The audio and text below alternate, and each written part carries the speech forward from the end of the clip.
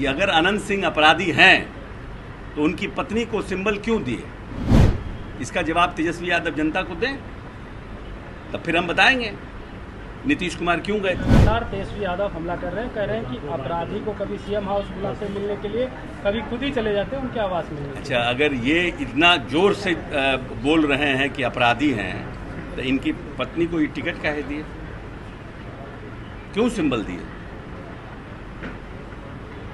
ये तो प्रश्न पूछेंगे ना हम कि अगर अनंत सिंह अपराधी हैं तो उनकी पत्नी को सिंबल क्यों दिए, इसका जवाब तेजस्वी यादव जनता को दें, तब फिर हम बताएंगे नीतीश कुमार क्यों गए थे।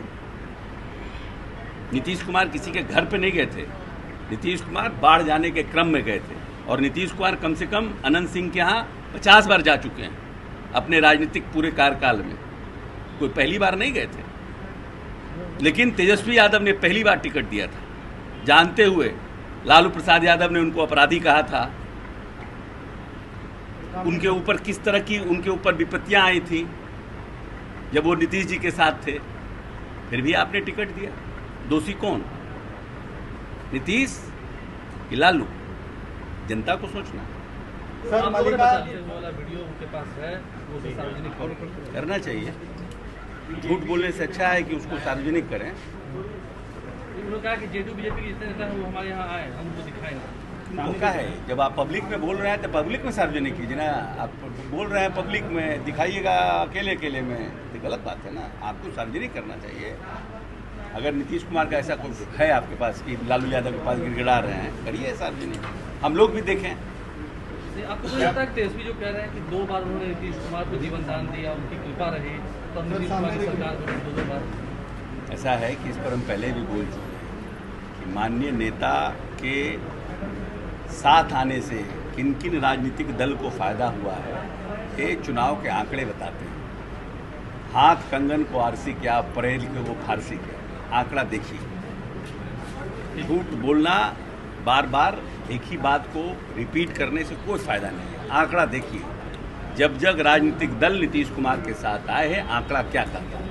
हम क्यों बोलने से, और उसमें आंकड़ा देखिए, आंकड़े से समझ में आएगा क्या स्थिति थी लालू प्रसाद यादव की 2015 के पहले, कितने सीटों पर थे, नीतीश जी के साथ अलायंस करने के बाद उनकी क्या स्थिति बनी, सब तो आंकड़ा कहता है। कह रहे हैं कि अशोक चौधरी भी बीजेपी के संपर्क में है। नहीं, हम तो सबके संपर्क में हैं। हम तो आपको पहले कह चुके हैं, पुतिन से लेके जो बाइडन से लेकर के देश के जितने इंटरनेशनल लीडर हैं, हम सबके संपर्क में हैं। तो निश्चित रूप से भारतीय जनता पार्टी के भी संपर्क में होंगे। सर, मलिका की अगर 20 सीटें हमारे पास अधिक रहती तो जो 400 का नारा दे रहे थे वो जेल में रहते। हो सकता है उनका ऐसा सोच होगा कि हम आएंगे पावर में तो अपने विरोधियों को जेल भेजेंगे, लेकिन अनफॉर्चुनेटली महादेव ने उनको पावर ही नहीं दिया, क्योंकि महादेव अगला को जेल भेजना नहीं चाहते थे। बैड लक हो गया उनका। केजरीवाल को शराबबंदी पर जीतन राम मांझी सवाल कर रहे हैं, कह रहे हैं कि सफेद पोश लोग शराब पीते हैं लेकिन प्रशासन उन्हें पकड़ती नहीं है। रात में सफेद पोश लोग शराब पीते हैं। प्रशासन जानकारी सरकार को देनी चाहिए कि ऐसे कौन प्रशासन के लोग हैं जिनके मिलीभगत से ऐसा हो रहा है, हम लोग उस पर कार्रवाई करेंगे। अगर स्पेसिफिक हम लोगों को बताया जाएगा, सीनियर लीडर हैं, प्रदेश के मुख्यमंत्री रहे हैं, लेकिन ये बात सत्य है कि कुछ लोग तो करते ही हैं, नहीं तो इतना शराब पकड़ा कैसे रहा है। भाई ऐसा है कि शेड्यूल्ड कास्ट का एक्ट बना, शेड्यूल्ड कास्ट एट्रोसिटी एक्ट, क्या दलितों पर उत्पीड़न बंद हो गया? डाउरी एक्ट बना, क्या डाउरी लेने के लोगों का उत्पीड़न खत्म हो गया? एक्ट बनने के बाद उसी तरह से हमने शराबबंदी लाया, लेकिन कुछ लोग रहते हैं इस तरह के काम में। अब आपको हत्या करने पर जेल होगा, फांसी होगा, तो हत्या बंद हो गई है क्या देश में? पूरे करता ही ये लोग, तो दुष्ट प्रवृत्ति के लोगों की कमी नहीं है कहीं भी, वो लोग अपनी करते हैं घटना।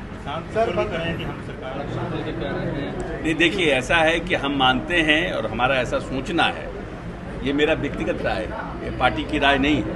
पार्टी की क्या राय है? पार्टी के स्पोक्स पर्सन। लेकिन विदेशी सरजमी पर किसी भी तरह की देश के प्रति कंसोलिडेशन का भाव होना चाहिए, देश के प्रति समग्रता का भाव होना चाहिए, देश के प्रति उन्नति का भाव होना चाहिए। अगर अटल बिहारी वाजपेयी जी का जब विपक्ष में थे और भारत का प्रतिनिधित्व कर रहे थे यूएनओ में, उनके भाषण को सुनिए, किस तरह से उन्होंने देश के मान सम्मान की बात की थी।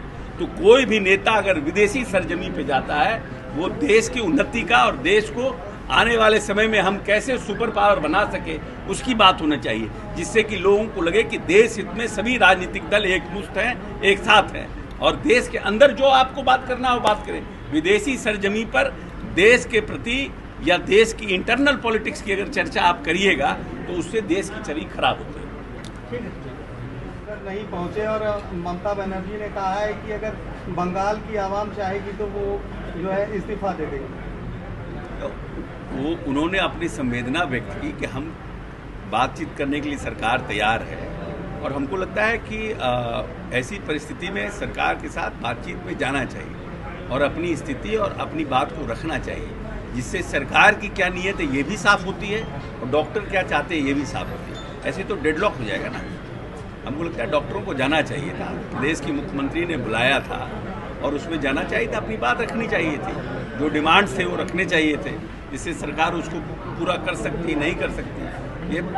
लेकिन ये कि हम नहीं जाएंगे, कल कोई ऐसी बात हो जाए किसी राज्य में और एक तरफ कहे कि हम डेडलॉक की स्थिति पर है तो सरकार के लिए तो मुश्किल हो। बंगाल के राज्यपाल ने सर कहा है कि वो किसी भी मंच पर ममता बनर्जी के साथ जो है मंच साझा नहीं करेंगे। ये तो माननीय राज्यपाल महोदय का अपनी उनके कार्य मतलब ममता जी के साथ अपने संबंध हैं, अपने उस पर हम लोगों की क्या टिप्पणी हो सकती है? कोई राजनीतिक कोई पॉलिटिकल बात तो है नहीं। ये तो महामहिम राज्यपाल की अपनी संबंध की बात है, अपने कार्यप्रणाली की बात है। बहुत सी जगह मुख्यमंत्री नहीं जाते, बहुत सी जगह राज्यपाल भी नहीं जाते। धन्यवाद। सर राहुल गांधी तो किसान है, लोगों की परेशानी को कम करने का सरकार की नीयत है और सरकार का ये प्रयास है कि बहुत से लोगों का परिवार में बंटवारा हुआ, दादाजी के समय बंटवारा हुआ, कुछ भाई ने ज़मीन बेच दिया, कुछ लोगों ने ज़मीन अपने पास होल्ड किया। मैं समझता हूँ कि अगर ये प्रॉपर सर्वे अगर हो जाएगा तो बहुत से ज़मीन के लिए जो विवाद है, माननीय नेता नीतीश कुमार की ये सोच है कि लॉ एंड ऑर्डर को लेकर के जो घटनाएं हो रही है उसमें ज़्यादातर घटनाएं ज़मीन से संबंधित है और ज़मीन में अगर सर्वे हम प्रॉपर करवा लेंगे तो ये ज़मीन की समस्या भविष्य में आने वाले समय के लिए ख़त्म हो जाएगी। उस नीयत से ये सर्वे कराया जा रहा है। लेकिन कहीं कहीं सुनने में आता है, हम लोग भी नीचे से खबर आती है कि सर्वे में, तो उन सब चीज़ों को रेक्टिफाई करने के लिए सरकार भी अपनी तरह से पॉलिसी बना रही है और हम समझते हैं कि इस सर्वे के बाद बहुत सी जो समस्याएं ज़मीन से रिलेटेड है उसका खामियाजा हो जाएगा, उसको पूरी तरह से हम लोग खत्म करने में सक्षम हो पाएंगे। ब्लॉक में लोग जाते हैं तो उनसे पैसे की डिमांड की जाती है। हैं? ब्लॉक में लोग जाते हैं जमीन के काम करने, पैसे की डिमांड की जाती है। नहीं, देखिए ऐसा है कि ये कोई स्पेसिफिक है जिनसे पैसा मांगा जाता है, ये एक जनरल टर्म है कि पैसा मांगा जा रहा है। अगर स्पेसिफिक हम पूरे शिद्दत से कह रहे हैं कि अगर लोगों को किसी भी कर्मचारी, राजस्व कर्मचारी, सीईओ के द्वारा पैसा मांगा जा रहा है या कोई शिकायत है तो वो विजिलेंस में इसकी शिकायत करें। हम लोग वैसे लोगों को ट्रैप करेंगे और भीतर बंद करेंगे, क्योंकि हम तो देश प्रदेश की जनता के हित में ये पॉलिसी लाए हैं और उसका कोई नाजायज फायदा उठा रहा है और अपने लोगों को, प्रदेश की जनता को तंग तबाह कर रहा है, ब्लैकमेल कर रहा है, वैसे लोगों को दंडित करेंगे। ये हमारे माननीय मंत्री जी ने भी कहा है, उन्होंने फ़ोन नंबर जारी किया है राजस्व मंत्री ने। 26 वर्षों में 17,000 से अधिक डॉक्टर बना चुका बिहार एवं झारखंड के छात्रों के बीच विश्वसनीय संस्थान गोल